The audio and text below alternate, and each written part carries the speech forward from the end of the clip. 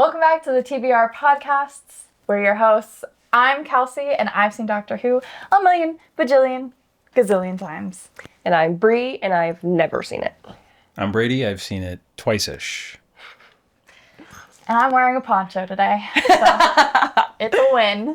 You little rat. Like, you told her you were 18! So, did I not tell you that this was the 10 best? out of 10. Really? 10 out of 10. Oh my god, you're getting your rating right away. Yeah. I want to know your thoughts, just like rapid fire thoughts on Blink. Amazing. What's going on? Where's the doctor? Wait, how does this happen? Wait, wait. I love that. Yeah. Yeah. No, ate this up. Yeah. But also like, okay, but how? Like that. I love that. It was really good. Yeah. No, thank you for this, honestly. You're so welcome. No, thank you. This is why I wanted you to watch Doctor Who, was this specific episode. So we're ending the Doctor Who segment after. Yeah, you're not going to see the finale. No, nothing else. Oh man, that was good. Okay. Well, what did we see? What did we see? Episode 10, Blink. It was directed by Hetty MacDonald, written by Stephen Moffat. It premiered June 9th, 2007. So, the Doctor and Martha are sent back in time to 1969 by the stone-like Weeping Angels. The Doctor records a message containing half of a conversation to be included as Easter eggs on DVDs published by another of the Angels' victims. In 2007 London, photographer Sally Sparrow investigates an abandoned house, finding a message from the Doctor and taking a key from an angel's hand. The angels follow Sally, who discovers the TARDIS in a police impoundment garage. The angels take the TARDIS back to the house. Sally and her friend's brother, Larry, have the other half of the conversation with the Doctor's message from one of the DVDs. He tells them to send the TARDIS back to him in 1969. The angels have locked the entrance to the house, so Sally and Larry flee to the cellar, where they find the TARDIS. Using the key to get inside, Larry inserts the DVD, functioning as a control disc, into a slot on the console. The TARDIS departs for 1969, and Sally and Larry are left behind in the cellar. But find the angels, now all looking at each other, have been frozen because of their biological defense mechanism that turns them to stone when observed. A year later, Sally gives a transcript of the message to the Doctor before the angels attack him. That was I feel like it didn't even give justice. No. That little synopsis. No, literally. Picture this. You walk into a house. Things are weird. It's eerie. What? The wallpaper? Is there writing behind it? Peel down the wallpaper. We've got writing. We got messages. Duck. Sally, duck. She ducks. Something hits the wall. Yep. How? How does she know that? But where are the angels? Look around. There's an angel covering her face. What does that mean? What does that mean? What does that mean? We bring back the friend. Hey, stay here. Someone's at the door. What is this? What is that? Where is she? Boom, she's gone. What? I read it.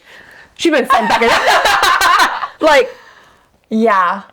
Yeah, they just like totally erased. I know. her They're bestie, like, Miss Nightingale. thank you. But before we get into that, Yeah. some fun facts. Yeah. So Blink is like one of the most favorited episodes. As it should. It should be. It was rated second best episode In the entire series? in the entire series, after a classic Who episode. So technically, and this was I think a 2009. Yeah. 2009. Census. Yeah, whatever. census. Yeah. I doubt it's changed much since then. Yeah. Yeah, no, literally. But so technically, this one is the best. number one episode Of the new Who. of the new Who in 2009. Yeah. Yeah, I would agree. I was gripped the entire time. Yeah. And it won, of course, so many awards. All the awards. As it should. For the writing. And Miss Mulligan, who played Sally Sparrow, she also won an Love award for her. it. Yep. And this episode was directed by a woman. And I believe it said that she was the second woman to direct an episode besides someone back in Classic who directed an episode about, I forget the name of it, something about Ronnie. They'll know. They'll know. But yeah, so it seems like she's the first woman to have directed New Who. And look at that. Best episode. Yeah.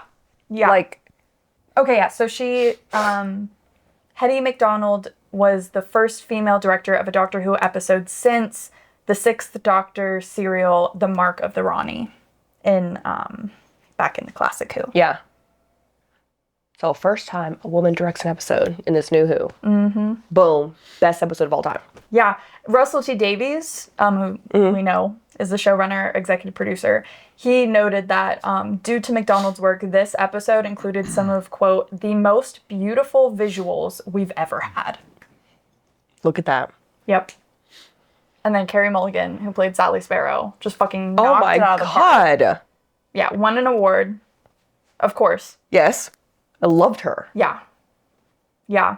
And so this episode was actually part of a story based off of Stephen Moffat, who did write the episode, off a short story that he wrote called What I Did on My Christmas Holidays by Sally Sparrow. Aww. And it was Sally as a 12-year-old writing a story. And there were some elements that were, of course, taken from this short story, but a lot of it had changed. Yeah. But some of the things that did include was the messages under the wallpaper, the ontological paradox involving a conversation between Sally and the Doctor pre-recorded. That was so sick. And then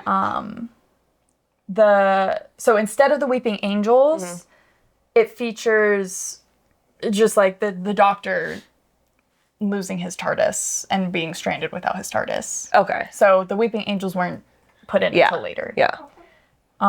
Also will say my favorite alien Yeah. to date. Yeah. The best alien. I think that they're my favorite Yeah. alien. Like, To date. Thank As you. someone who has seen all of Doctor Who. Yeah. Genuinely, like, I just think that they have the coolest, like, defense mechanism. Like, the whole point of them is just so intriguing. Yeah. Like, they're literally stone Yeah.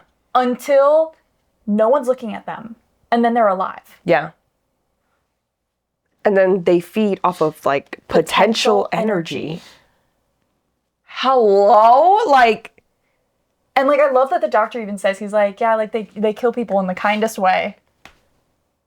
Because it's like, Sorry, I'm just gonna send you back there, and I'm just gonna take this life. Or, like, what you could have had. Because, like, technically, they still get to live a life. Yeah. Just not the life they were supposed to have. Yeah.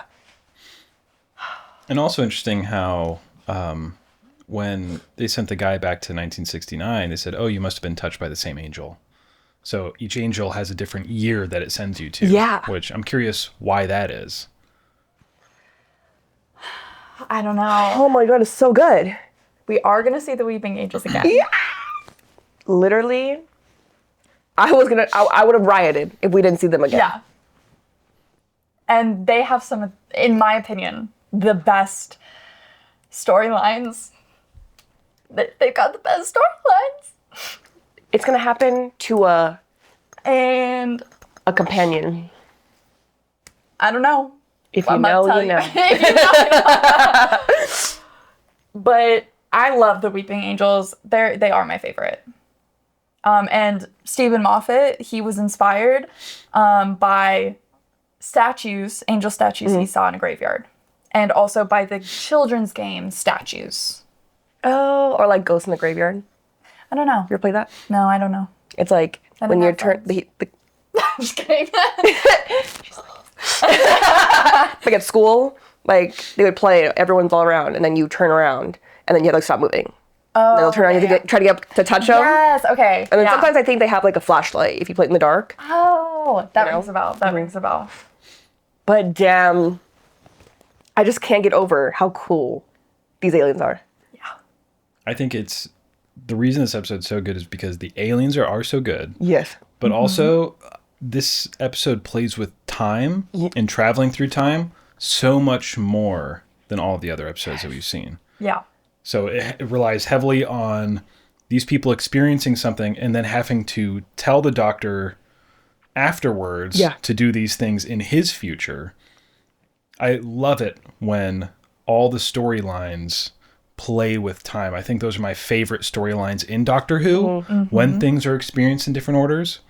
Like, my favorite storylines deal with time and experiencing things differently and getting information like from your past or in your future. And I don't know. I wish they played with that more often. Yeah. Yeah. It's like, I love the idea, but then I hate it at the same time. Because, like, bro, you're telling me they had to live their entire life for this one moment. And then, like, but at the time, it was like, they got, I don't know why, but no.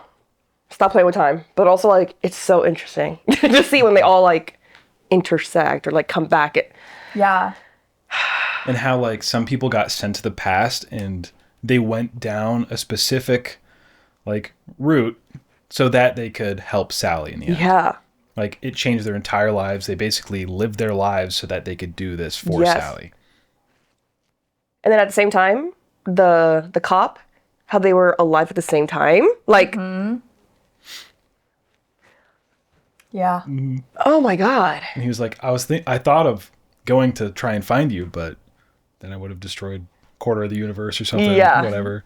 Also, can we talk about how scary the Weeping Angels are? Yeah, exactly. Like, you can't blink. And then, like, when they do, and they're, like, all of a sudden Yes. And they're like, fucking terrifying. but also, like, why are you acting like you're gonna, like, eat me alive when you're just gonna, like, touch me or something? Either way, it's scary, though. No, it is scary. I would have been scared because, like, all of a sudden, boom. Yeah. Oh my God. You know? And a lot of people agree that this is one of the most frightening enemies of Doctor Who. Yeah. And funnily enough, this episode, which is considered a Doctor Light episode, because Martha and the Doctor weren't, like, the key players in this.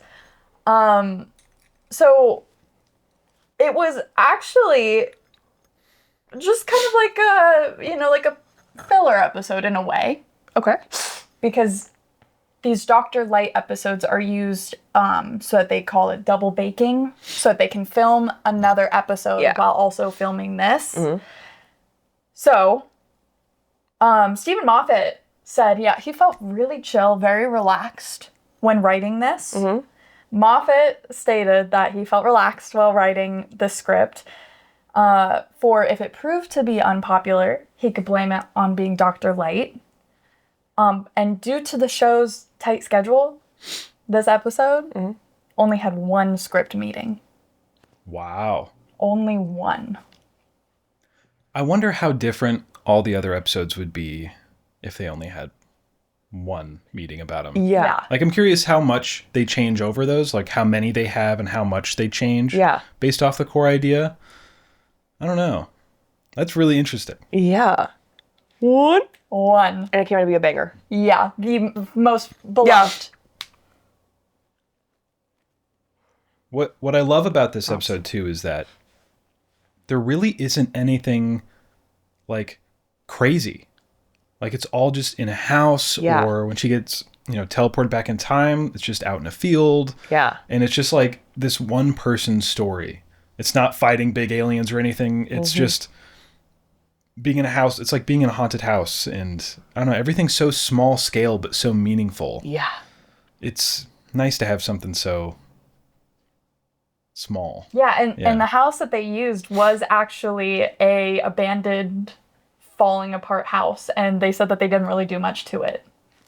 That's awesome. Oh my God. Yeah.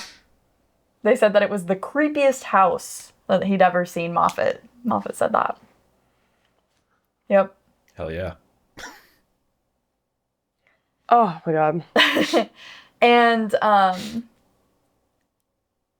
there is a little joke that the cop says. He says that the police box isn't an original because the windows are the wrong size.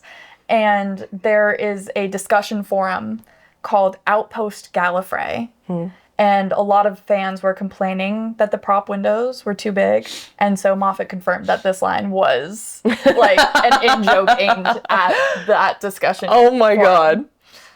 I love the interaction with the community. Yeah.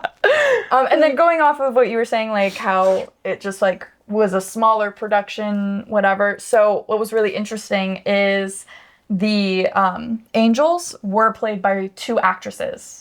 Oh. Cool. Yeah, so they had some prosthetics, costume, and body paint. And they also wore 2 different masks for the different looks of the angel. And to keep the rigid structure of the dresses, they soaked the fabric in fiberglass resin. And then it was painted over. Whoa. Yeah. That's such a cool way to do it. Yeah. Because when I was watching it, I never once thought those are actresses. Yeah. Yeah. I was like, how many of these did they build? I know. Yeah, so the actresses were slightly wobbly because, of course, you can't stand Right. exactly perfectly still. But in digital effects, they like Stabilized kind of froze. them. Yeah. It was so well done. Mm-hmm. It was so well done. I couldn't tell that was CGI. I just thought they built something. Me too. Yeah. So those were actresses? Those are 2 actresses. And people who are into like the cosplay world, and Doctor Who, I've seen so many phenomenal like cosplays of the Weeping Angels. Yeah. It's so cool because it is so easy. Yeah. Like because you just got to paint yourself, like get, kind of a stiff fabric. Yeah. And then, it's just like covering your face with your hand and like, boom, you're a Weeping Angel.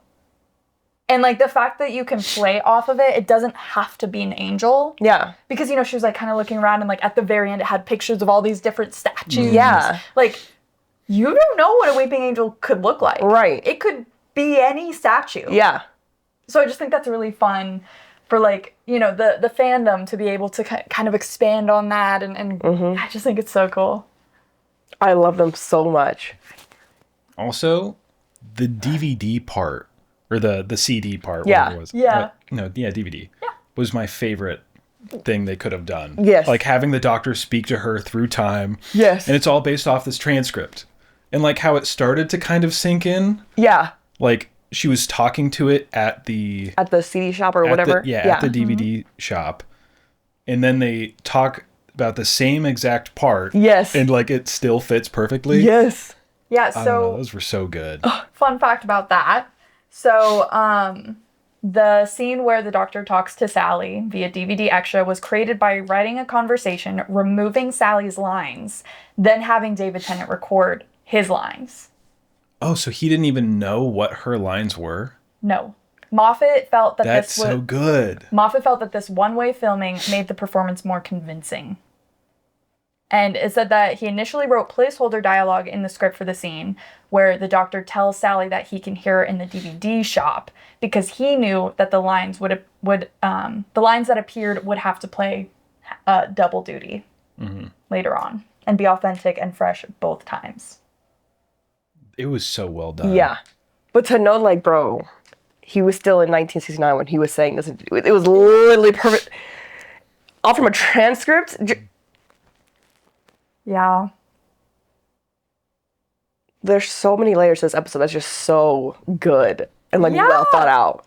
So good. Oh my God. And then the part where he's like, oh, and that's where the transcript ends. And then they cut to the guy who's writing it all just staring at the angel. Yeah.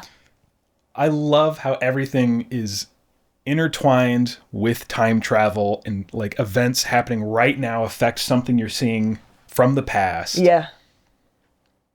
Yeah. It's the perfect episode. Literally the perfect episode. Brady. Like, just enough Doctor, just enough Martha. Yeah. But Brady, you'll appreciate this. This episode was nominated for the Nebula Award for Best Script, but lost to Pan's Labyrinth. Okay. How do you say his name? Guillermo del Toro. Oh. Yep. Yeah. Which I know that you like that movie. Yeah. It's I been a also long like time since I've seen it, but it is like, It's creepy too. oh yeah. It's I got- saw it when I was young. And so like, I remember so much of that movie because it was Yeah, so I saw creepy. it young too. Yeah. It's like it's in a different language. And there's a creepy monster who has hand or eyes on his hands, and he goes like he puts them like this, yeah. and it's like there's a little. Oh, girl. yeah. Have you seen that? I Or, think like, so. Yeah. So that's a movie. So I don't know how the Nebula Awards work. I've never heard of that, to be honest. But the fact that this episode was nominated in the same, like As a Guillermo or movie? whatever. Yeah. From Like, that's crazy. I don't know. Crazy. damn. No, it's crazy. Jesus. Yeah. And then Stephen Moffat became a lead writer later in a couple seasons. Yeah. Rightfully so, I think. I think he also was a lead writer on Sherlock. BBC's Sherlock. Yeah. Or like showrunner on that. I also, yeah. So he's a very well-known, Oh, yeah. you know. No, he knows how to write some shit. He knows how to write some shit. I'm being unsafe. What I like about Moffat is I feel like his style is more sci-fi and more focused on the arc of the story, like, and the aliens and how the action and that. While Russell T Davies, I think he focuses more on the characters and the relationship between the characters and the emotional side of it. Yeah. Which, you know, like both of these are the core elements of Doctor Who as a whole. And then blend it together. And then, yeah, blending it together, I think is, Yeah. Having a good mix of those episodes. Right. because you can see, because once season 4 is done, I think that's, I think Stephen Moffat took over when they changed to the next Doctor. And you can tell, like you can see the difference in the style, but still really good. Yeah. A lot of people's favorite Doctors is 11. Really? Yeah. It's a lot of people kind of go between 11 and 10. Oh, actually, yeah. Yeah. I think That's not. you'll like 11. Why? I feel like I wouldn't like him. I think you will. I don't like his face. Once That's so sad. I don't like it. Damn, okay. No. You'll like him. You'll like him. I think at first you'll be like, whoa, because He is different. he's different. Yeah. Yeah. But also, But also, They're the same. yeah.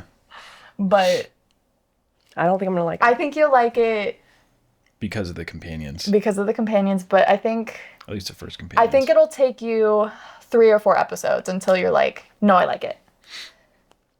We'll see. I know you'll hate episode 2. I can't remember what episode 3 is. I'll have to once we're there. But anyway, I'm gonna hand myself. Okay. So now that we've kind of done all the fun facts, Yeah. you know, let's get into the episode itself. Oh, damn. All right. So Carey Mulligan as Sally Sparrow. Love her. Right away, I feel like we fall in love with her Yes. character. Like, I love her line where she's taking her bestie into the haunted house and she's like,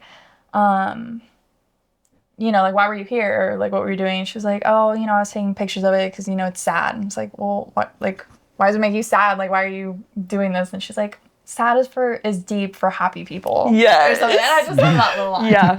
It's cute. Yeah. It reminds me of you because, like, you'll sit there and just watch sad videos at night. I love to cry. Yeah. I love to cry. It's just Which is cathartic. crazy. Because you don't cry to books. You don't cry to movies for real. You don't. Love to cry. Never see it. She cries at compilations. Yeah. I She needs back a lot to of sadness back to back. back. But this moment when the grandson comes in, he's like, hey, I have a letter for you. Are you Sally Sparrow? And she's like, whoa, what? Like, how did you know I'd be here? And he's like, I was given specific instructions to come here at this time. And like, they're kind of like wasting time a little bit. Like, oh, can I, like, do you have an ID or something? I have to, like, make sure. Because Yeah. Miss Nightingale's still there. Yeah. And she's like, you know, watching.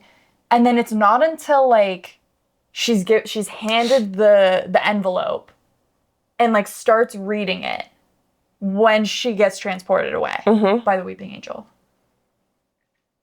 And then being transported to the field and stuff, I got Outlander vibes. Yeah, me too. Me too. Same, The first thought, Yeah. like, Outlander. Yeah. She's living the dream. That's the story. That's the story. Yeah. How crazy to get a letter that does look authentically old Yeah. and has pictures that are authentically dated. And it's your best friend, Kathy. who was just with you 30 seconds ago. Yeah. And like, and then the letter. For you, it's only been a few minutes, a couple seconds, but for me, it's been 40 years or 50, whatever. What?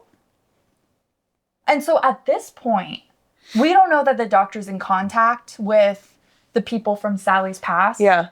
But I mean, I think it's safe to assume that the doctor probably went to her and told her to write this letter. Yeah. Right? To kind of start this whole thing off.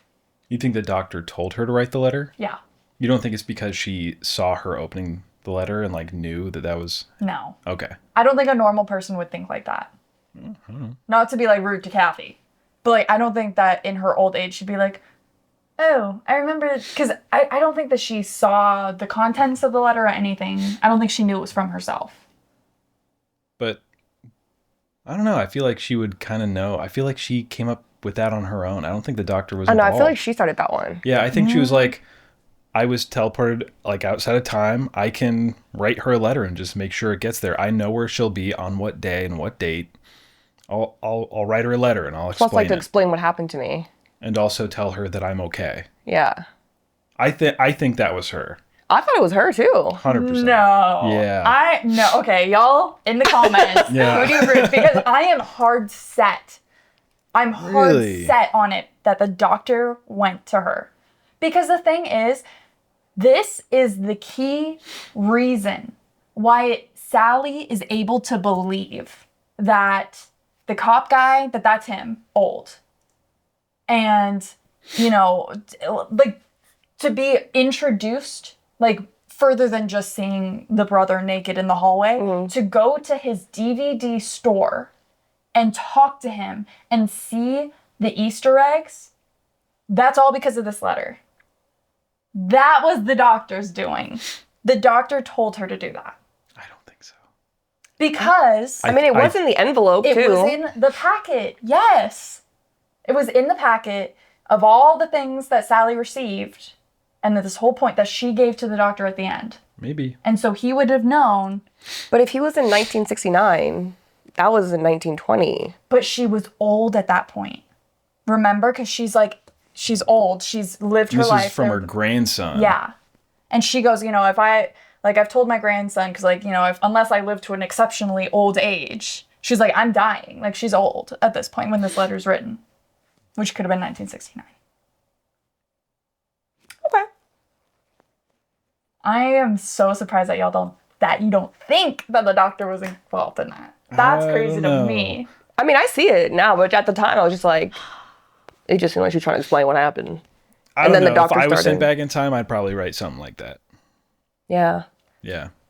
I felt like that was super reasonable for someone to do on their own. Which I think is, like, again, the point of not including the doctor's name in this at this point.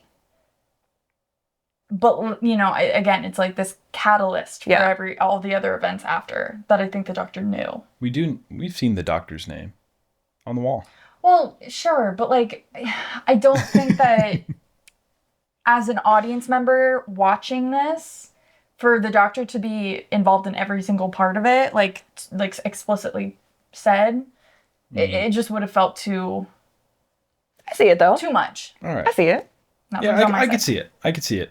I don't believe Brady. But I'd like to see some other comments. No, read they're gonna say actually, it was revealed in the. Was there a date? Was there a date take on the the L letter? if I'm Did we wrong. see?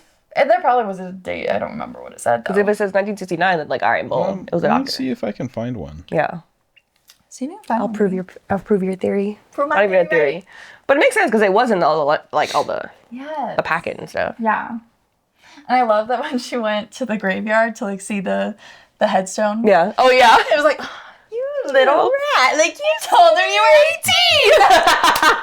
I'm like, I could see you and me. Like that's something like we would have said to the other person. Like if this happened, I'm Literally, you little shit.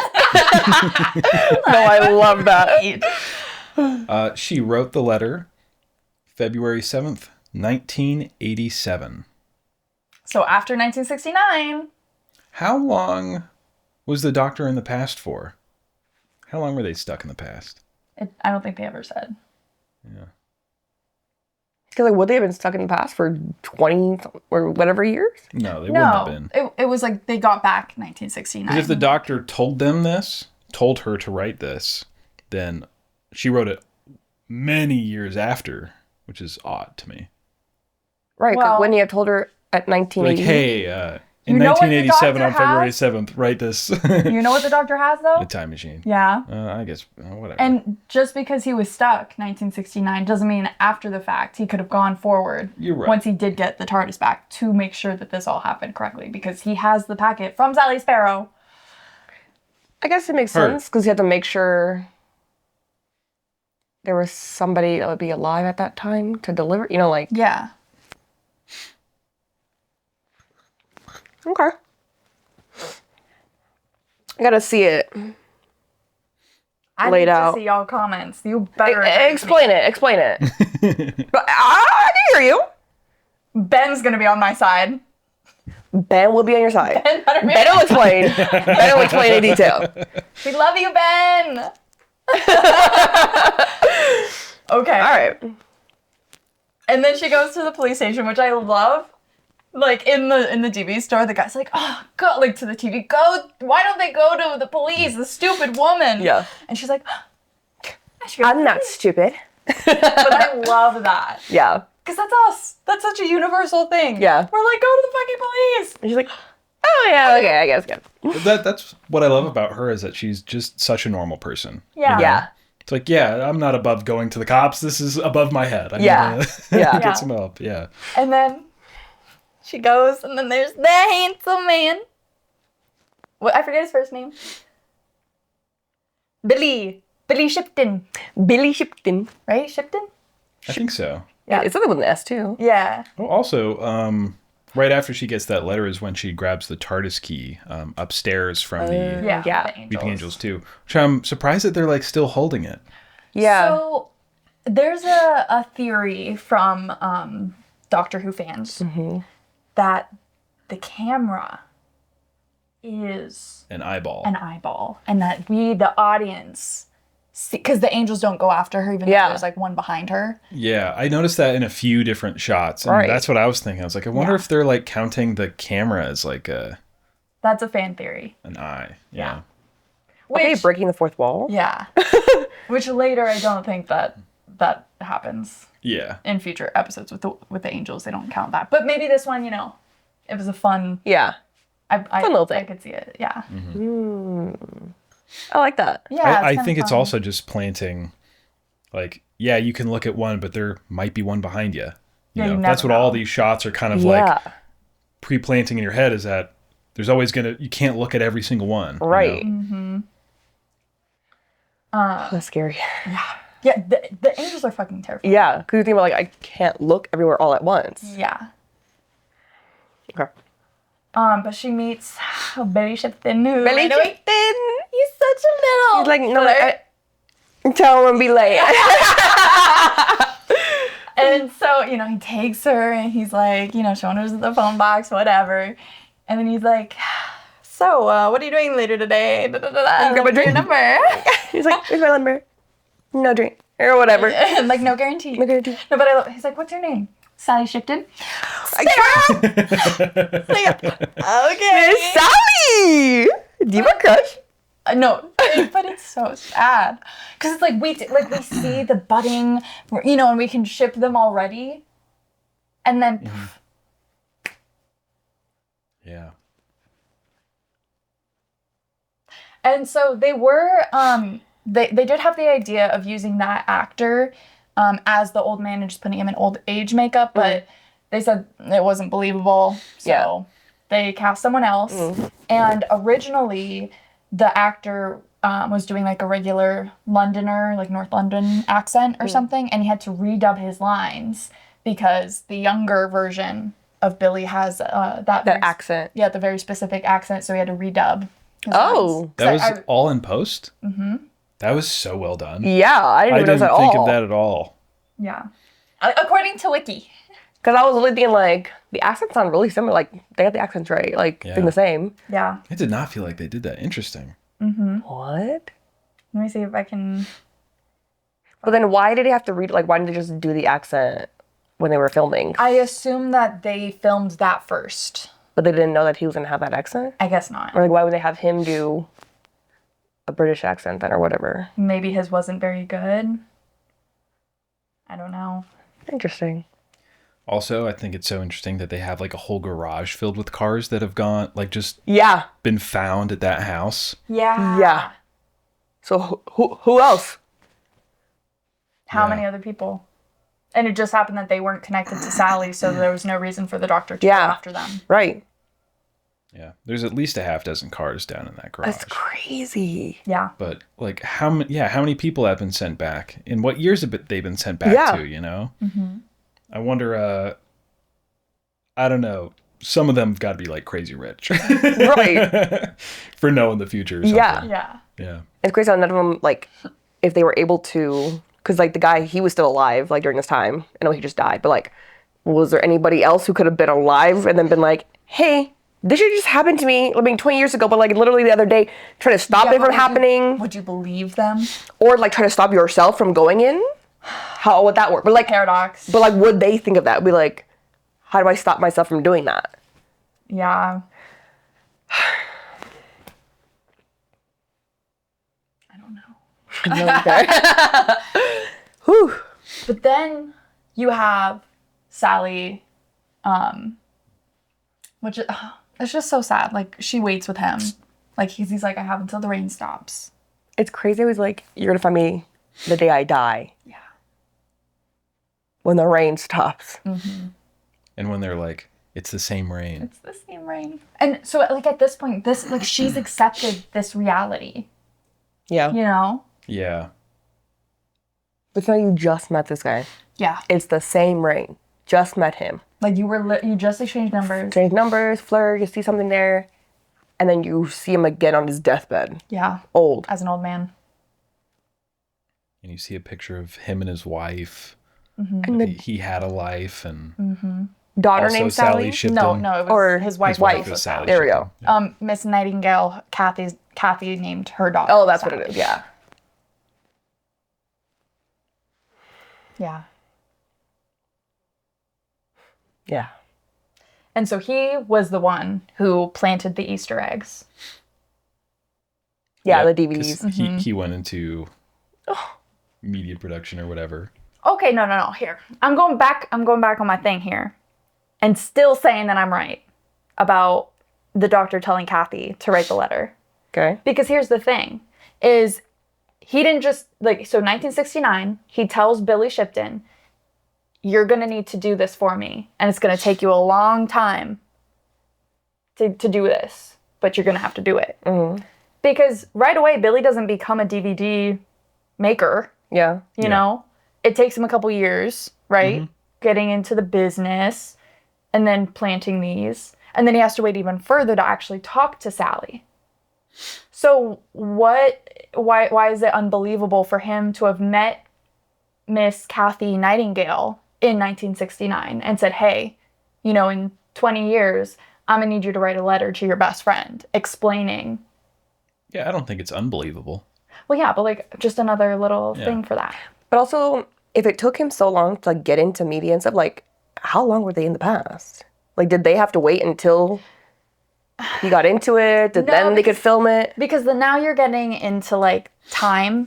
So 1969, that's where Doctor and Martha are stuck. And like the doctor says, time is wibbly wobbly, timey wimey stuff, right? It's a whole ball of jumbly wumbly, okay? Because the doctor and Martha don't have to wait that long, because through the DVDs and through that and everything else, it gets to Sally and Larry, who put the key in the TARDIS in, what is it, 2007, right? And then they bring it, they transport it back with the DVD, all that, back to the doctor in 1969. So the TARDIS is being sent back to 1969 to the doctor and Martha. So they don't have to wait that long. He's like, hey, you're going to have to do this for me. Yeah. He walks away. Boom, there's a TARDIS. Because, like, shit had already... Okay. So, like, they might have had to wait. It sounded like maybe a month because Martha was saying, yeah, like, I had to get a job. Yeah. I have to pay the rent or whatever. Yeah. So they were probably there for at least a month or two. Yeah. But not for years, I don't think. Okay, I see that now. That makes sense. Which, I think it's a funny line that Martha says that, because literally the episode right before this was the two-parter, Human Nature, where she had to pretend to be a maid for 2 months. And Miss Girl's complaining about just having a normal ass job in 1969. I just think that was really funny. I didn't even notice that, yeah. Which, like, who knows how far in between, like, yeah. But still. I just thought that was funny. Yeah. Okay, now that clarifies.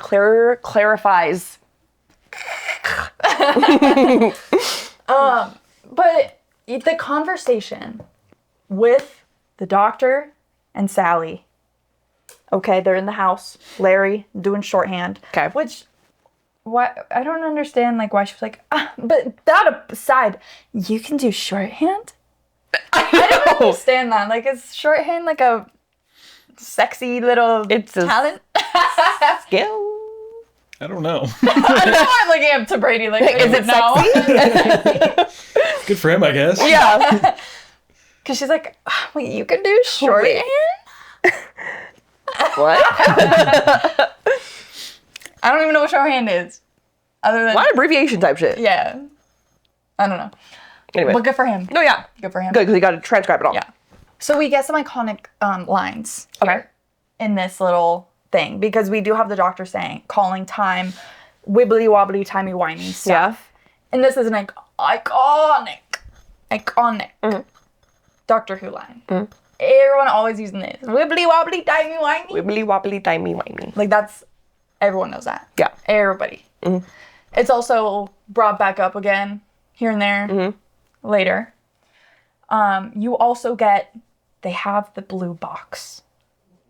Okay. Talking about the... Yeah. Right? And that becomes a iconic way of describing the TARDIS. The blue box. Yeah, like the blue box. Yeah. So, that's a little bit of a... Okay. This conversation with Sally and the doctor is really cool. Like, oh my God. said a billion times. But it is really cool. But now she's like, okay, but da-da-da-da-da. Like, she's literally just, I'm gonna ask him my questions and he's gonna just answer. Like... Yeah. Mm-hmm. Again, like, this whole paradox thing is just crazy cool. Yeah. It's so cool.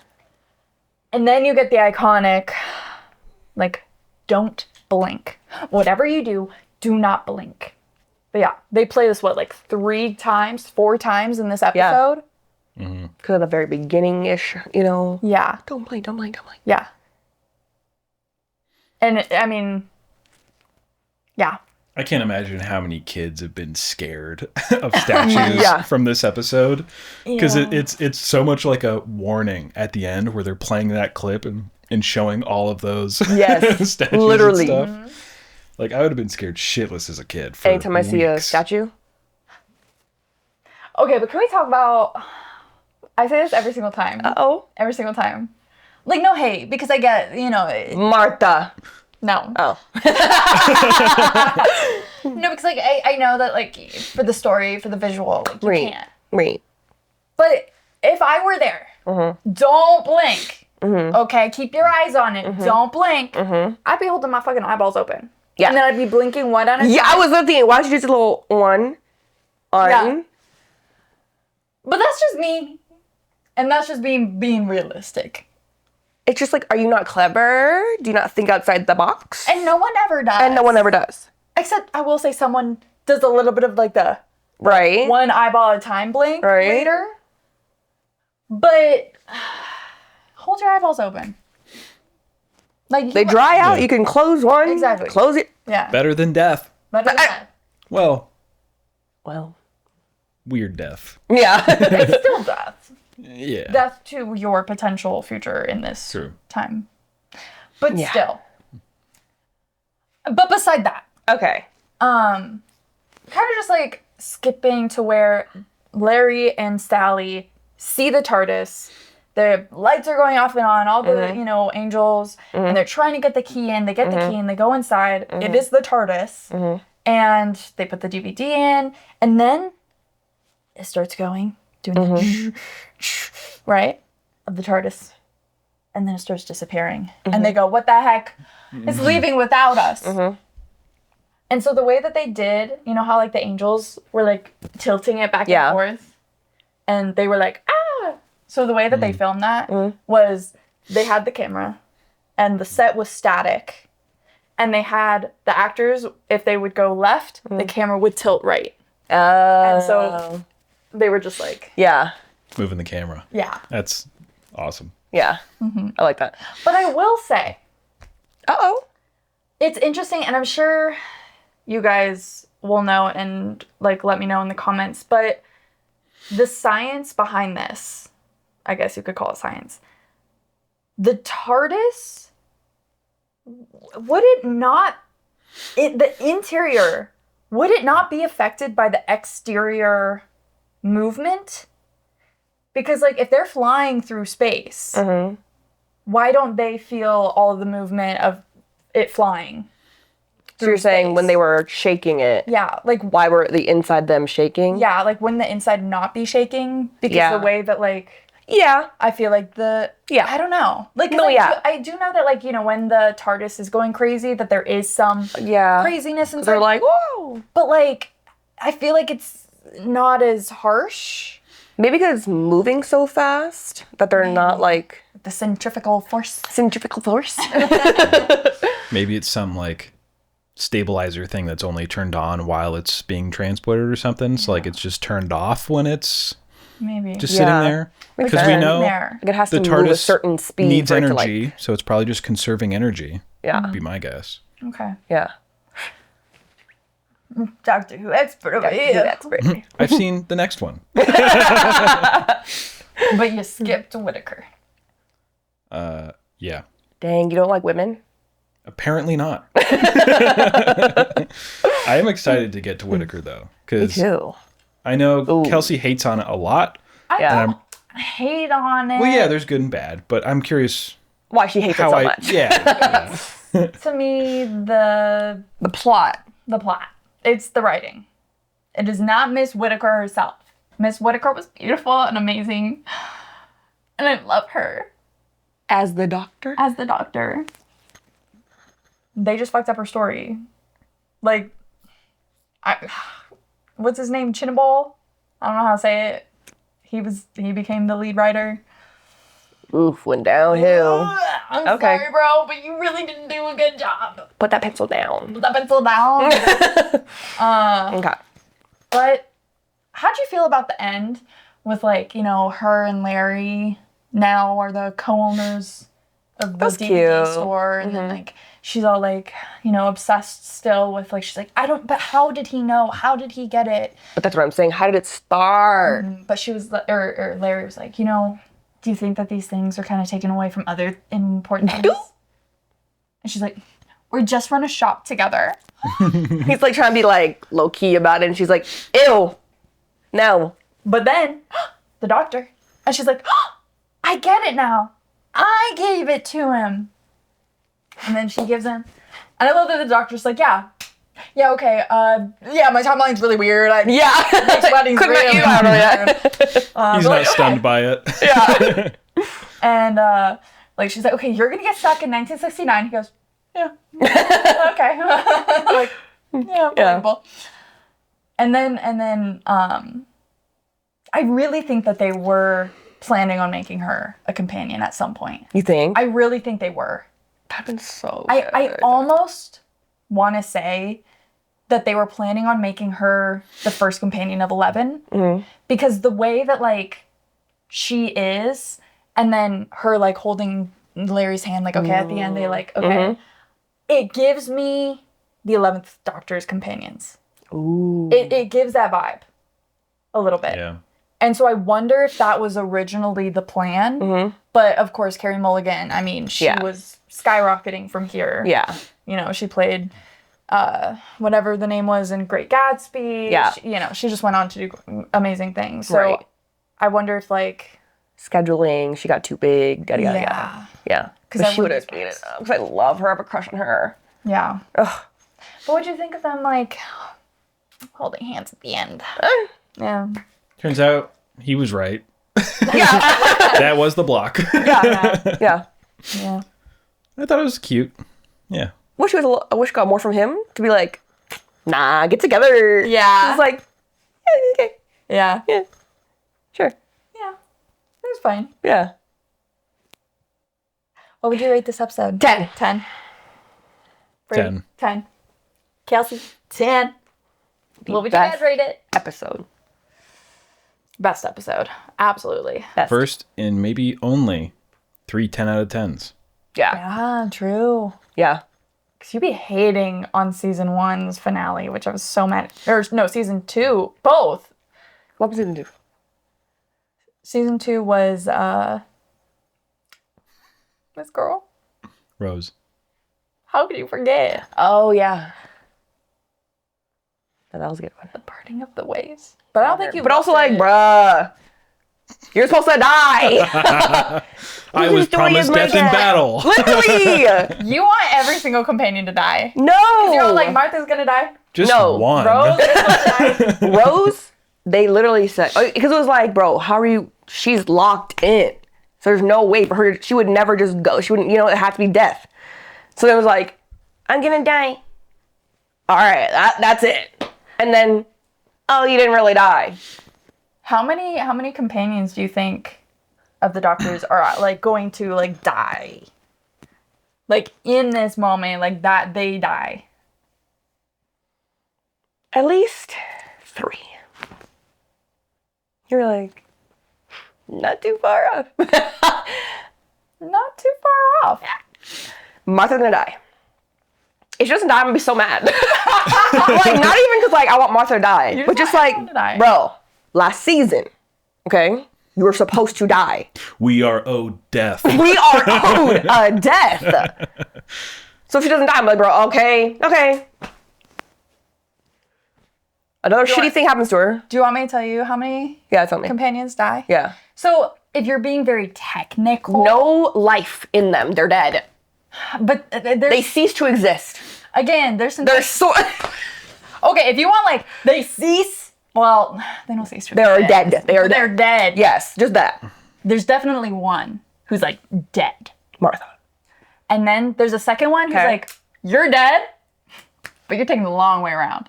Okay? Okay. And then there's like 2 others where it's like, okay, yes, technically they're dead, but but they're dead. You know? I don't want an angels. They're dead, but they're just in the past. Well, I want life. They have been impaled. There's killed. oh man. They've been killed. The like, there are 2 of them. It gets me. The one, like, I mean, it gets me, but it also pisses me off. But the one that's like dead. No. And the worst possible, to me, this was the worst. A lot of people think that next season is the worst. And it is, but they kind of like went back on it. So it's like not even anymore. Okay. But this, Yeah. do you know who I'm talking about? What? Do you know who I'm talking about? The one who's like dead. And then they get turned into, but then they're actually, and then like they, do you know who I'm talking about? I think so. Mind melding. Maybe.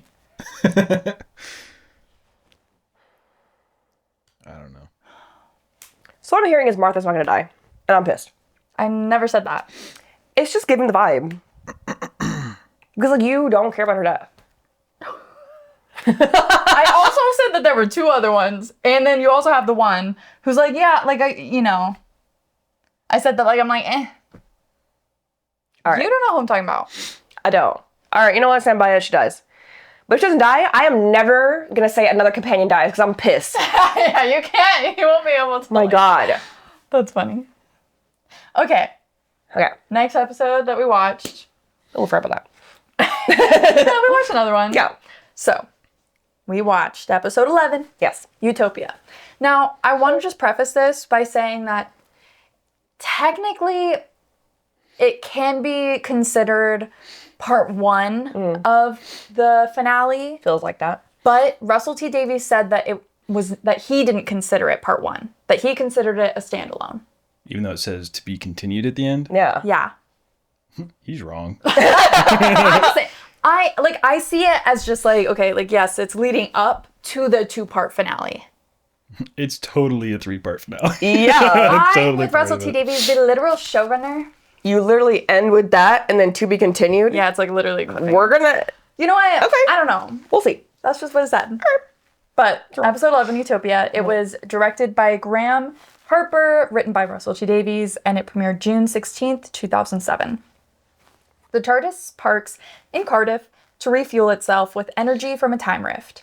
The Doctor's former companion, Captain Jack Harkness, jumps onto the outside of the TARDIS, making it travel to the planet Malcasario at the end of the universe, 100 trillion years in the future. Surrounded by a group called the Future Kind, the Doctor, Martha, and Jack escape for the safety of Silo 16, where the last of humanity waits to board a rocket to Utopia. The Doctor powers up the engines, and Jack fixes the rocket's couplings, making it viable for a launch. Martha notices that Professor Yana, the rocket's designer, has a fob watch exactly like the one which turned the Doctor into a human. Yana notices the watch and opens it, changing his biology back into his true identity, a Time Lord called the Master. The Master and Yana's assistant, Chantho, mortally wound each other, and the Master regenerates. As the rocket takes off, the Master steals the Doctor's TARDIS, stranding the Doctor, Martha, and Jack in the silo with the Future Kind. What were your thoughts like on this episode? Right away.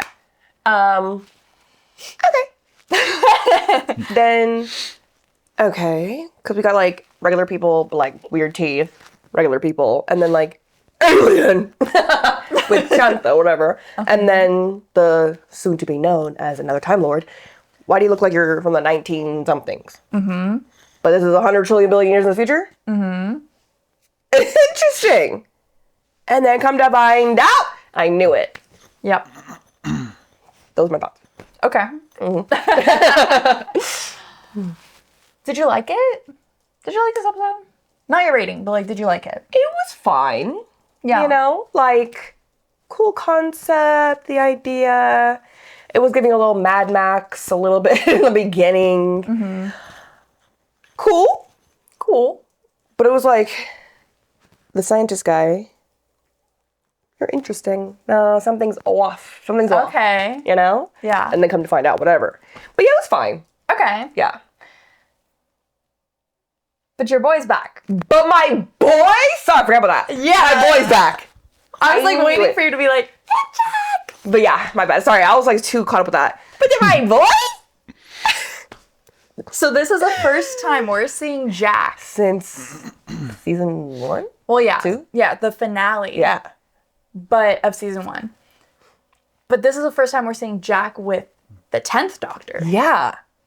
It was so like, this is disorienting. But it felt natural. Yeah. At least, maybe though it's because like I've seen it so many times. Yeah. But, like, did it feel natural to you?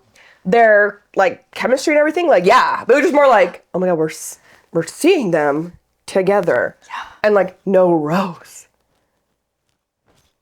Yeah. Yeah.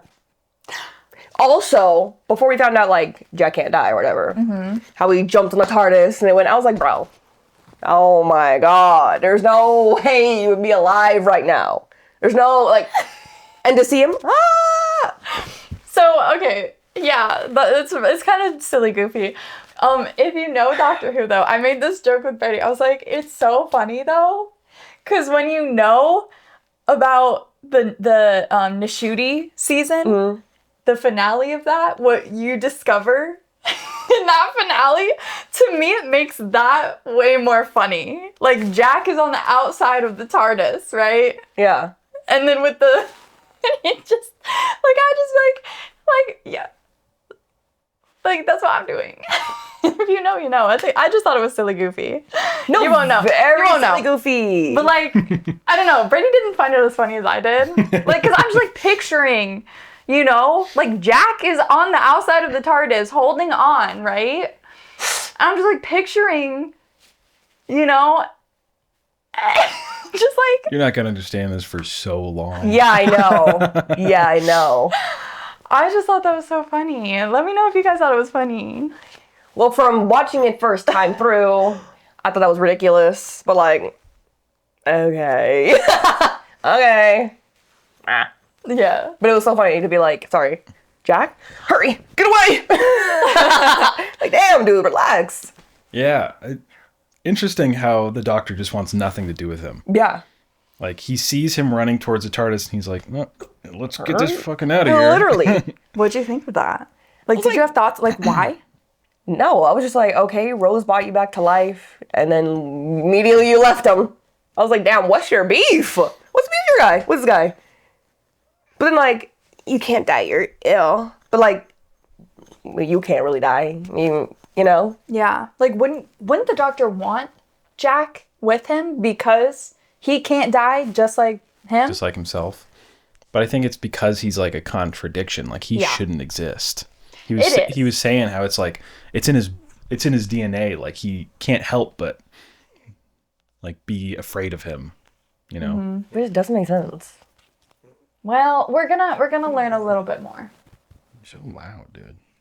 He's like, so you're prejudiced. Look at that way. Like, But it's also funny when you learn about Jack's future. Yeah. And that's really funny. You're gonna laugh. am I? Yeah. You're gonna be like, that's fucking stupid. Really? I didn't think he was stupid. No, but she's gonna think it's stupid. Oh, maybe. But also, once we're like in it, and I'm like, but like literally like second, and then like so important even in this. No. And then I'll be like, okay, no, okay. That's gonna be you. So yeah, so does he do something where he just has to keep dying and living and I don't know. It's like, no. But then you said I'm funny. Funny? Yeah, it's kind of funny. Especially because it's Jack. Like, yeah. That's funny. Yeah. Yeah. Yeah. Yeah. If you know, you know. Okay. But, of course, he lives. I love that when Martha's like trying to get him up and the doctor's just staring at him. Yeah. Yeah. Because he knows what's going to happen. He's like, there's no pulse. I'm sorry. Like, okay, well, okay. What good am I? Yeah. Okay. I'm putting it out here right now. Okay. In this moment. You know, the Doctor and Jack, after, you know, so long reuniting. Okay? And Especially for Jack. yeah, especially for Jack. Yeah. Yeah. But for Jack, you know, like, so sweet for him to be like, the Battle of Canary Wharf. Tell me, I saw Rose Tyler on the list of the dead. And then the Doctor's like, oh, no, she's alive, parallel universe, whatever. And he's like, oh, yes! And then they're hugging. And of course, Martha. Oh. And then here we go. I'm sorry, that pissed me off. In that moment, you can't let these two old friends who were mutual friends with his, if you want to say his ex or with, you know, whatever. And you have to be like, oh, well, of course. He just found out she's alive. Literally. Of course he's going to be Why happy. are you being such a bitch? Especially because, like, he's lived for so fucking long. And then finally is able to find out what happened. Yeah. Like, I'm sorry. Like, that, to me. That was so ugly. That was ugly. Yeah. Like, I try to give Martha the benefit of the doubt sometimes. Yeah. But, like, coming back to it again and, like, really delving into it, it's like, no, Martha, you're being a bitch. Yeah. Like, that's so... Like, I get it. You're jealous. Yada, yada, yada. Whatever. But, like, that? Like, really? These, like, She's alive. They're yeah. Yeah. No, that was ugly. I was like, oh my God, girl, get over it. Yeah. Because then later, you know, they're walking and talking and he, you know, I forget exactly what it was, but maybe it was like... They were talking about, like, going back for... Or, like... I thought about checking in on her or something, and... No. There was more, because then she was like no, it was, he was like, it was, like, you never... came back for me. I don't remember. But yeah, like, the doctor's like, yeah, don't do that. And then Jack was like, oh, unless she's blonde. And then Martha goes, oh, of course she was blonde. That one pissed me off less than the first comment. But, like, because they are joking. Yeah. But still. Yeah. What? Like, we get it. That was his girl. Yeah. You're not his girl. And I think that was a little bit of a dated joke. Yeah. Because, you know, back in the 2000s, it was, like, blonde. Blondes, yeah, or the whatever. But, like, now, like watching it back as, like, 2025, it's, like, it doesn't hit the same, because it's, like, okay, so she was blonde, so. Yeah. But, like, I know that it's dated, but, like, still. Yeah. But it was weird because, like, she was, like, kind of, they're, like, joking, like, you know, teasing at him or whatever. And then he's like, no, cut it out, da-da-da. And then she's like all, like. It's like, yeah, you know that if like, you, out of anyone here, know that the doctor is still grieving. Yeah. Because right now, Captain Jack Harkness doesn't know that he can't get back to her. Yeah. Because he has to explain later when Jack is in the hot room that, like, I didn't explain. She's stuck. The walls are sealed. I can't get back to her. And then you have Jack talking about, like, yeah, like, I went and I, you know, kept tabs on her in her childhood. Oh, just like, oh. Bro. He's like, I never talked to her. I never let her see my face, but, you know, just made sure she was all right. But until this whole time, like, even when we saw Rose, like, Jack had already, like, been with her, you know? Yeah. Oh. Like, imagine, like, if, like, she did see his face in the past, but, like, didn't remember, and, like, it just didn't register that this was going to be an important person to her. Because then, like, when she first met Jack, was that him living through all that? No, right? No. Timey-wimey. Timey-wimey. Man. Do you think that, like, she ever did see his face? I'm gonna say yeah. But like, you wouldn't remember. Yeah.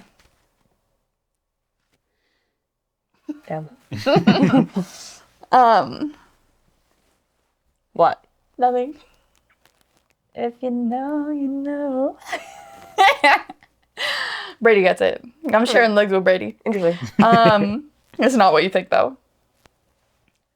Okay, so I loved the CGI, the design of when they looked down into, like, that crack in the earth. Yeah. And it was that, like conglomeration. Conglomeration. Yeah. I love it. No, it looks so good. It was so cool. I was like trying to see like the CGI of it all. I was like, that looks pretty good. But, like, the design of it. Yeah. And then to learn it was Chantho's people. Yeah. And she's the last of her kind, which also was like, Nice she died. I know. But I also want to know, I'm like, so I'm assuming that it was the future kind that, like, probably killed her race. But I also wonder if it was, like, humans at all. Because, you know, humans are really good at that. Yeah.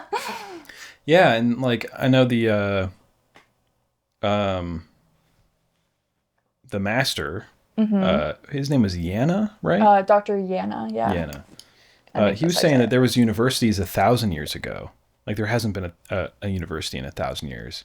It's like they're trillions, billions of years out in the future, but, you know, only in the last 1,000 years did it all really collapse. Yeah.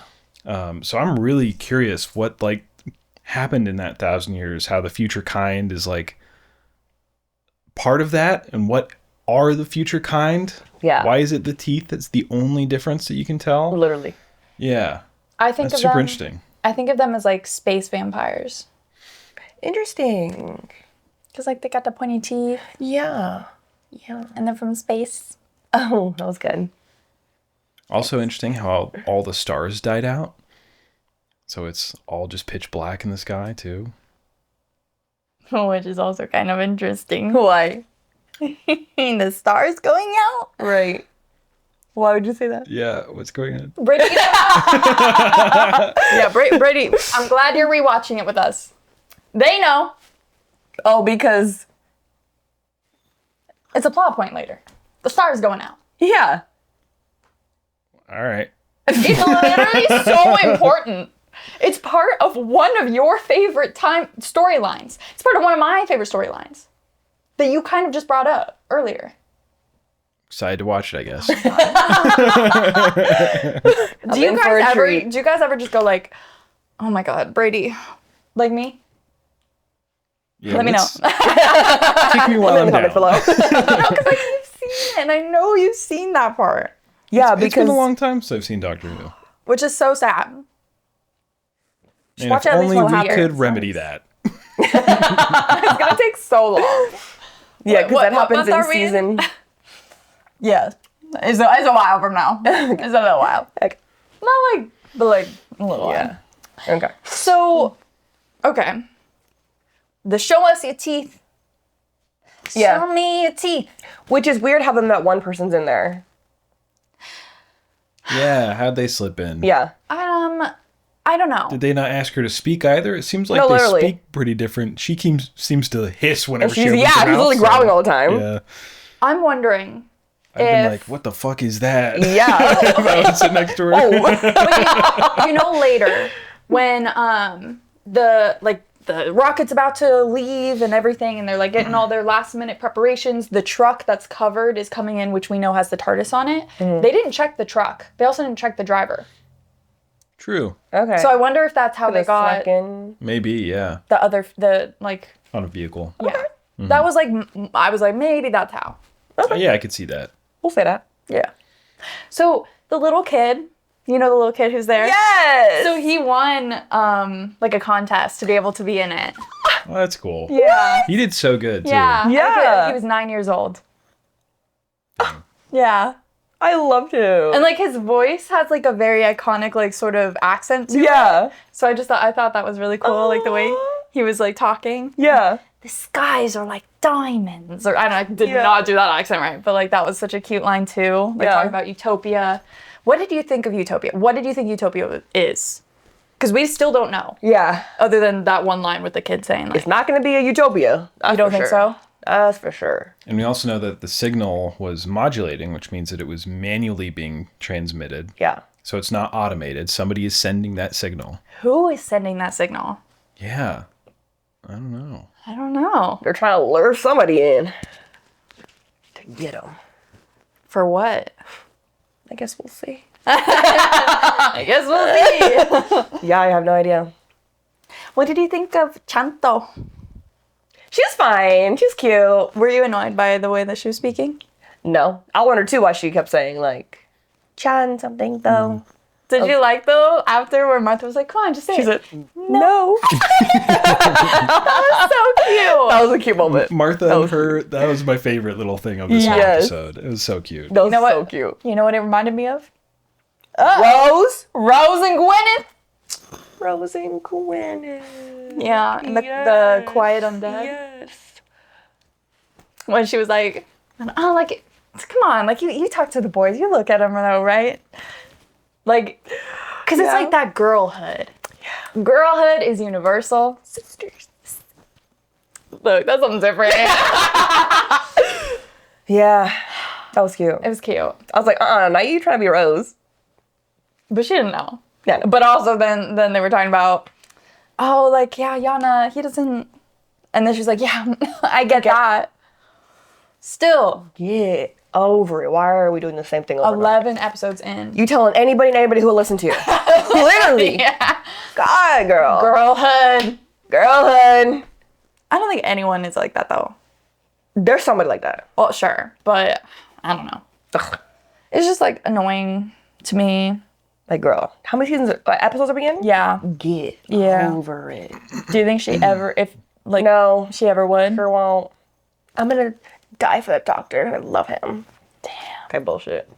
That's crazy. Yeah. So, okay.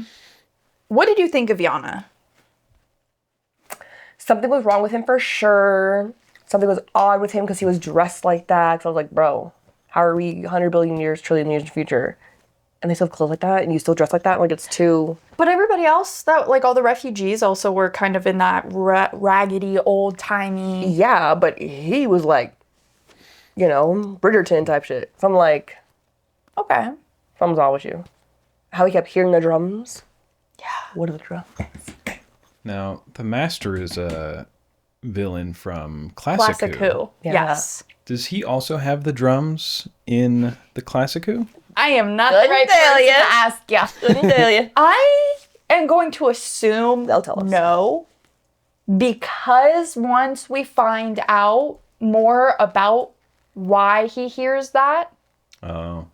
it seems like it was he I'm trying to say not spoilerly, but it was programmed into him for a reason. Oh, I see. Okay. Yeah. Yep. And am I right? Yeah. Look, I told you I'm an expert. I don't need to watch Classic Who. No, all of them are right now. No, Bitch, you better watch fucking Classic watch Who. Look, so many of you guys are commenting to like where to start watching and all this. I want to watch Classic Who, and I appreciate you guys, and right now the way that we're filming this, we are filming this way ahead. So right now y'all are like commenting on our season 2. Yeah. And I hear you. So if I make any other comments, like, I hear you. I will. And I want to. Yeah. I'm not saying I don't want to. I do. Yeah. Just like we gotta get through this first. Yeah. Gotta get through this. And then maybe we'll do a little fun thing for Classic Who. I'm excited to watch it. I know that my mom watched it when she was a kid. Yeah. I like it. Yeah. She loved Doctor Who. Yeah. That's cute. I think she liked one of the most well-known and beloved doctors, the one with the scarf. Oh, I think I've seen something like Yeah, that. I think he's the fifth, sixth. I don't know. Yeah. Brazo, go and tell me. Sixth? Fourth Doctor? Fourth? Is he fourth? Believe so. Oh, okay. Yes. He's got like really curly hair and the Fourth little. Doctor. Okay. Yeah, because fifth Doctor, I believe, is David Tennant's father-in-law. Peter Sullivan? No, that's wrong. Peter Davison. Davidson. Like, I know. You know Peter. I know You know Peter. Pete. Thank you. Yeah, because he's David Tennant's father-in-law. So cute. Apparently his favorite doctor. I think that's why he married her. Yeah. And we were talking about Blink being the second. Apparently the first favorite episode, based on the 2009 consensus. Thank you. It was one of the finale episodes for the fifth Doctor. Oh. I can't wait to watch it and see, like, I know. it's actually good. I know. So I was like watching it in 2025. Like, are we still gonna? I know. I am nervous. Like, Yeah. I know we talked about this before, but I'm nervous with, like, the first Doctor. Yeah. Because I'm like comparing it to New Who. Yeah. And I've seen some of the first Doctor. Yeah. It's very different. Yeah. It's, like, extremely different, in my opinion. And like I said, I've seen, like, maybe two, Yeah. 3. And this was back in the day. I know they're black and white. That's not what bugs me. Yeah. It's not the low, like, budget looking thing. That doesn't bug me. Yeah. I just remember, like, the storylines feeling very slow. And, I mean, it's a kid's program. So that makes sense. Yeah, and it's, like, it's just not as deep. And, like, of course... Not like complex. Yeah. Maybe. And I know that, like, as Classic Who went on, it did get more complex. I know. I just, like, it is difficult to get through the first one. And I think most of you guys will agree. Yeah. That it's hard to get through the first one as a modern watcher. Right. I don't know. I don't know. But, we'll just get through. We have the watch, the Yeah. Bob watch. Yeah. Now we know the reason for that 2-parter. Giving us the hints. When I saw that watch, I was like, holy shit. Yeah. Because I had forgotten that this was the Master. So crazy. Yeah. So when I saw that, I was like, holy shit. That's crazy. Yeah. I love that they brought that back to introduce the Master. I'm So curious though, and maybe there's like a little short thing or an audio drama or something to explain, because I know that the actor who played Professor Yana, that version of the Master, he did revise his role as the Master in an audio drama, so maybe that's what that one is. I don't know. Let me know. But I want to know when he got there, and how long has he been human? Like, has he been human since the war? Right, like how did he get to this, Yeah. Yeah. and why did he end up, like I can infer, like I can guess maybe why he decided to use the fob watch, but I want to know for sure, and maybe there's something, so please let me know if there is. But I'm super interested, like how long has he been human? I know. Also, something I'm really interested in. So we were talking about the Doctor and how different he is when he is human. Yeah. And also, like, it's interesting to see what stays the same and what does change. So with the Master, obviously, it seems like a lot is different. Yeah. So what does that say about him? Yeah. That his, I don't know, maybe innocent self is, doesn't have any of that evil in him? Okay, well, would I call the Master evil? Well, exactly. Yeah, but it's interesting to see what he was compared to what he is. I know in Classic Who I think you would consider him evil, but in the reboot, I don't know. The Master is so complex, and his storylines are so complex and interesting. And there's another rendition of the Master that's my favorite. Love them. And that rendition completely changes my view of the Master. Okay. But then the next rendition, I don't know how I feel. How many times is he changing? I don't know. How many times? How do you know? But I love the Master. I love to hate him, but I love him. So interesting. Because, sorry, go ahead. Sorry, but I remember Martha. She was like, that voice is so, like, familiar. I know that voice. I know that voice. When he changes, regenerates, right?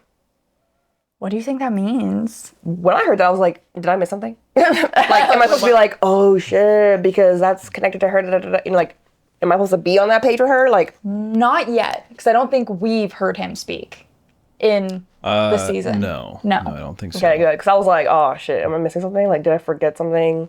You're going to find out very soon. Is that... But where do you think these last 2 episodes are heading? Yeah, the finale. Because we've had, I mean, what's been foreshadowed so far That in guy, this season? that name. Yeah. What's the name? The name. Saxon. Saxon. Yeah.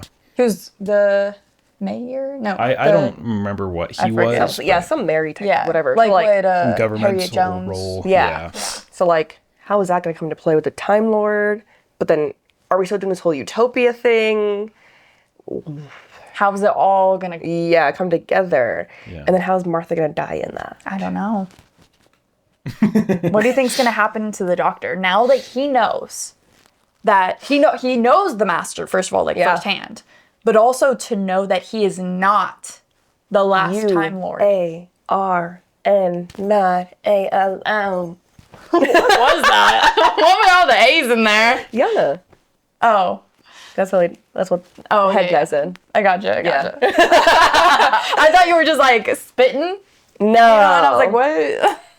And I want to know how the face of Bo knew he wasn't alone. Yeah. How did the face of Bo know? Yeah. Yeah, how did the face of Bo know? How did he know? I know. I know. How did he know? I know find too. out. Yeah. You'll find out. You'll find out this season.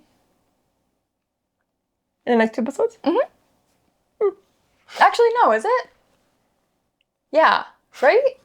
The very I end? don't remember. It is. I think so. Yeah.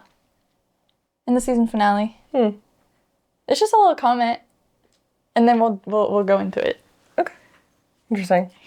So it's like all these things, how the hell are you gonna you know? And that's what I love about Doctor Who. Yeah. It's like the tiniest little thing you wouldn't know is a connection to something else. Yeah. Like you wouldn't know. I know. Until it's I like, don't boom. know. And then when you're rewatching it. Yeah, and then you're seeing it. It's yeah, like, and you're seeing it, you're like, wait. Yeah.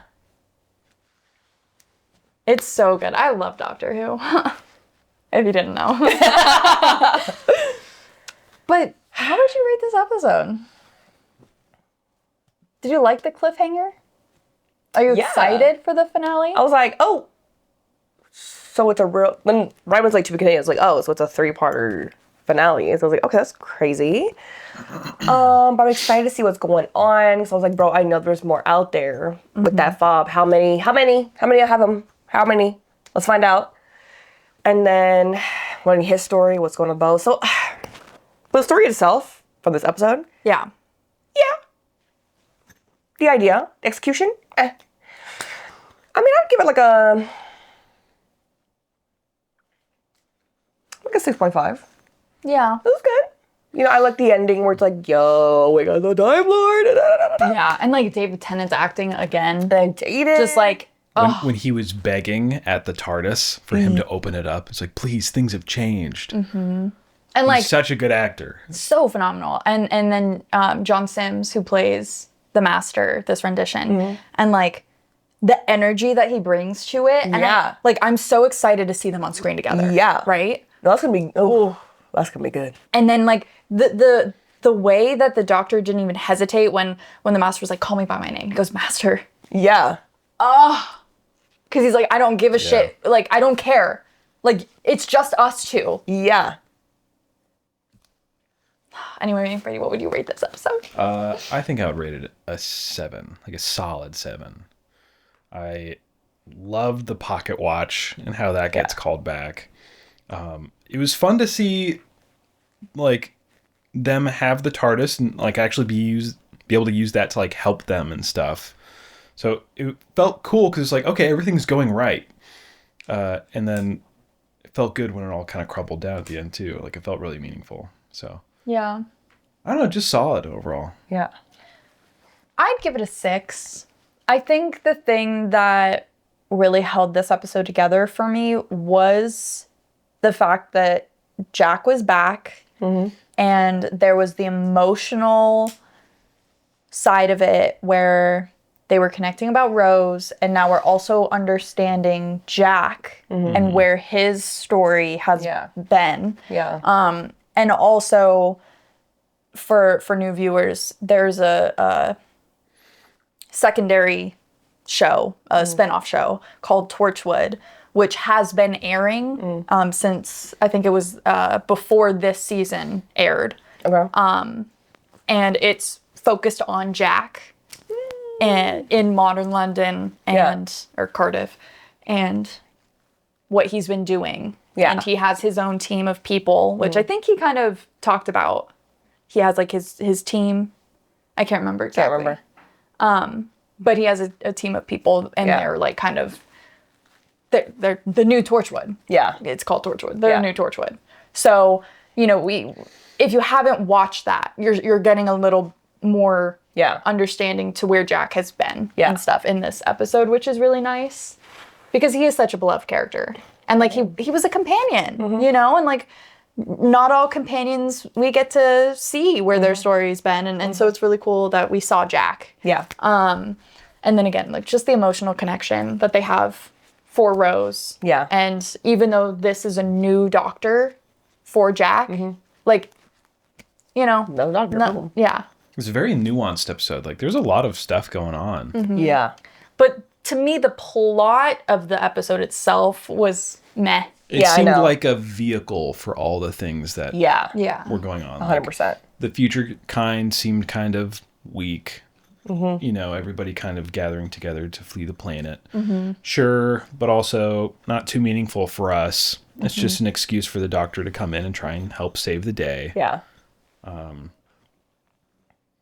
But yeah, you're right. I think that's maybe why Russell T Davies kind of wants to say like this is the standalone, and then the next two are together. It says here that the season is treated the 3 episodes as a single 3-part story. Russell T Davies has said that he regards Utopia as a separate story, but notes that the determination is arbitrary.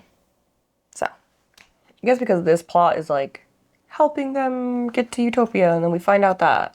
But like, it's just like, things to me, yeah, it feels more like a artifact. vehicle to get into the 2-part. Yeah. Because the Yeah. 2-part, like, yes, I know that it says to be continued, and we are going to continue right off the bat in the next episode, but like, the 2-part finale to me goes more together. Like, it is one full storyline. Like, this is like just the vehicle to get to that. Yeah. But I understand why, Yeah. you know, it's a 3-part. Yeah. Okay. What also, real fast, what we didn't touch on was the hand.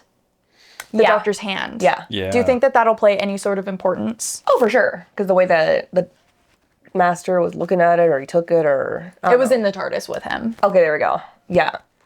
Something's come out with that. Mm-hmm.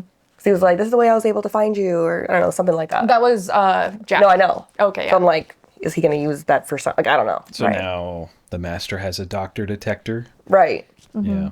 Yeah. Interesting. Interesting. This hand. Okay. So, next week is the 2-part finale. Yeah. Bree thinks Martha's gonna die. If she doesn't, I'll be pissed. I know she's not gonna die. Hopes Martha's gonna Hopes die. Martha's gonna die. Damn. Wants her to die. Yeah. It's kind of rough. I was promised a death. Yeah. You're promised 2 deaths at least. Jack doesn't count. I didn't say when. Just saying. But I guess you okay. So okay, I know that we did say a little bit about what you are like expecting, but I know you want Martha to die. Is there anything else you want to see in the 2-part finale here? Do you want to see the new companion in this 2-part? Do you want to see the doctor cry over Martha's dead body? Do you want the master and the doctor to become besties? What do you want? I just want to see a spiraling doctor. Because, like, his whole thing is shattered. Because he's like, I was the last one. Well, come to find out, I wasn't. So how many else are out there? And then he probably is going to die, the master. So it's like, you know, ready for him to spiral. Yeah, Yeah. that's good. That's good. Okay, we'll tune in next week, Wednesday. We'll be watching the 2-part, talking about it. And then after that is just the little Christmas episode. And then watch out for our YouTube only. We do our ranking of the season itself after watching it. So we'll be doing that season 3 ranking after the Christmas episode. Yeah. So watch out for that. We already know what the top one's gonna be. Yes. Blink. Yes. Yes. Number 1. But what do you think will be our least favorite? Based off what, you know, There's a bunch. I don't know. there were some not so good ones this season. It's all very just like lukewarm, Yeah. you know? Like, yeah. But anyway. Yeah. So check out that. If you want a full calendar, go check out our Instagram at the.tbr.podcast, where we lay out exactly what episodes we'll be watching and when our episodes are going to be coming out. And yeah, subscribe, like, comment, Notification. all those things. All the things. They help us out, and Please. Brady, any last words? Bye. Bye. Good one. Bye.